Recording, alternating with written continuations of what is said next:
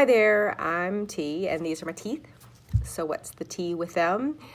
Well, tomorrow I have an appointment for impressions because next week they're going to be removing my full upper arch, and I'll either be getting a snap-in over denture or a hybrid fixed denture. And I basically have today to decide between the two because the impression process is a little bit different, or they need to know what they're making impressions for. And I'm making this video because over the past several months, I've really enjoyed following other people's teeth journeys, whether that was to traditional dentures or snap-ins or all-in-fours or hybrids. And it's helped me to hear what people's experiences were, what went into decision making, how they felt before, after, etc. So I'm kind of doing this for me because I like to talk things out, but also because it might be helpful to somebody else as well. Why do I need dentures or any kind of teeth work? I think I'm kind of an interesting case because most people who would talk to me or interact with me, while my teeth aren't perfect, there are discolorations, I have a bit of an underbite, crossbite, and they're small. Nobody would look at them and think, oh, that person's mouth is a complete mess, those gotta go. But I've known, probably since I was about 18, that this day was eventually coming. The first time I went to the dentist by myself, away from my parents when I was in college, I learned some things that I probably should have already known, and my mom insists I did, but it sure seemed like a shock to me at the time. I still have 2 baby teeth, and my permanents are impacted in the roof of my mouth. Either as a result of that or genetics, who knows, I essentially have no roots in my upper arch. At the time, when I was 18, they told me they would be shocked if I still had my teeth at 30. They thought I would have to have false teeth by then. And I'm 47, so I guess I've defied some odds, and I'm pretty happy about that. Things were moving along kind of fine. I kind of kept saying, oh, everything's good. I don't have to worry about it.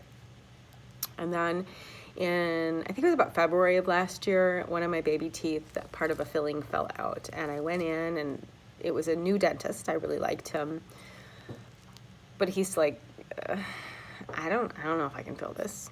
And if I can, this isn't long term. You've got to start talking about your options here, because pretty much only 1 or 2 teeth in the top have any kind of a long-term prognosis, and it's just going to become increasingly difficult.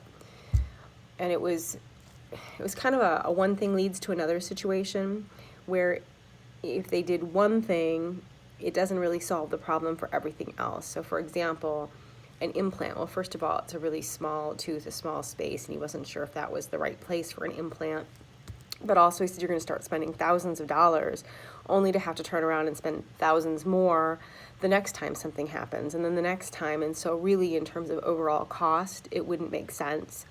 He talked about some short-term things with bridges, but because of the quality of my teeth and the lack of root structure, he really worried about those as well.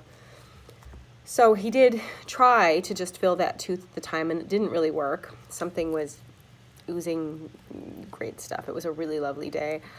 But he ended up slapping some composite on it and sending me away with an appointment to an oral surgeon.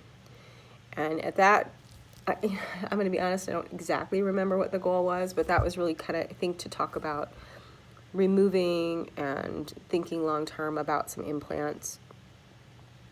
She essentially, it took a while to get to that appointment, so there's a lot of processing time in between. And when we got to that appointment, she sort of suggested going with more like a flipper or a bridge for a short term, and really starting to think again about a long-term plan. So she sent me back to my dentist for impressions, and he said, I still think we're going the wrong direction. Like, he wasn't quite convinced about this plan. So I ended up leaving that appointment with a referral to a prosthodontist. And I had to wait a little bit for that appointment. And in the meantime, I started doing more research on various options and costs, and I discovered dental tourism. So by the time I went to the appointment with the prosthodontist, I had already received I think 2 estimates from different dentists in Costa Rica, and I had pretty much identified which one I would go with if I went forward with some kind of an all-on-4 or a hybrid denture option there. The cost, I only have one still. I lost one of them, but they were between $17,000 and $18,000, and that was for a full upper arch hybrid fixed denture.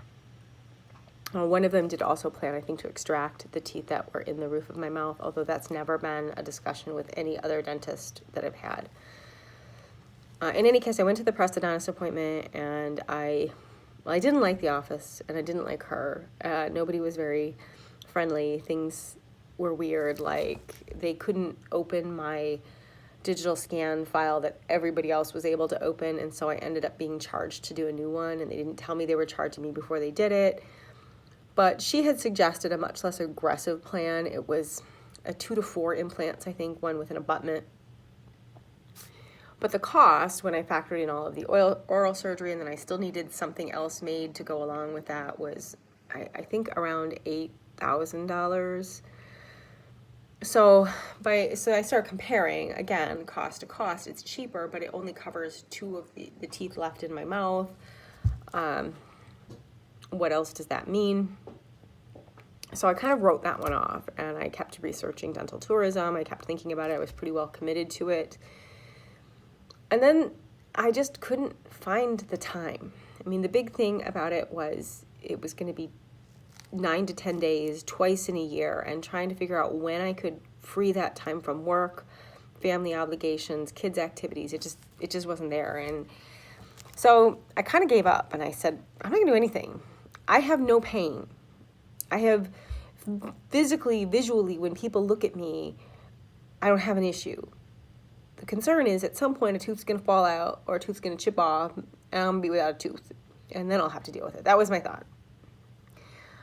And I think like a week after I made that decision, one of my teeth lost the front and the back side of it, so it's just really kind of a tiny little shell, and I got another piece taken out, chipped out, fell out of the back of another tooth. Like, all right, so universe, what are you saying?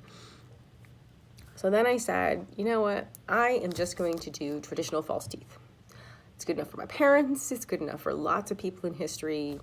I'm good. I can do this. So I started doing a little bit more research in that direction because I really hadn't at that point. I'd never explored going with the sort of the cheapest, easiest route out there. And that's when I came across affordable dentures, which I'd heard of. I mean, everybody kind of knows about them. And I was reading about their implant procedures, which I didn't know that they had. And it was really mostly what was on their website were mini implants, which were quite reasonable. And I thought, wow, this is super cheap. I could do this. So I made an appointment, went in, and I loved the dentist. And I loved the office. And everything he said confirmed what I already knew. So nothing struck me as he's not knowledgeable. We had a really great conversation. In the end, my estimates were not as close to the 4,500 or whatever on the website because mini implants, he didn't see those as a very good option for me for all kinds of reasons. But I left with 3 possibilities, 3 estimates. One was for kind of similar to what the prosthodontist had suggested, which was kind of a hodgepodging of bridge work, a couple of implants. Again, wasn't going to last forever, maybe get me 10 years. And that was about $11,000. I had an estimate then to do the snap-in overdentures with like the horseshoe kind, and that was right around $10,000. And then an estimate for the fixed hybrid overdenture, fixed hybrid denture, and that was about $20,000. So, I mean, again, consistent to some extent with what I was seeing in Costa Rica with dental tourism, if I factor in travel. So it was kind of a no-brainer because I didn't need to take, 20 days off work, and I didn't need to leave my family. And I really liked this dentist. I felt pretty connected to him, and everyone in the office was great. The appointment was $1. And I immediately chose, and even he agreed that it was a good choice to do the snap-in overdenture. I felt like between the cost, it was a good middle ground between the things that I was thinking about. And I made an appointment, but I had to push it back twice now because of work, family obligations that came up that just made it really difficult. And so the appointment was scheduled for tomorrow. And even starting last week, I got to thinking, am I making a mistake not doing the more permanent, the fixed option? I have fears, right, about not having teeth, about looking in the mirror, about taking them out and going, oh my gosh, I'm old and feeling not good.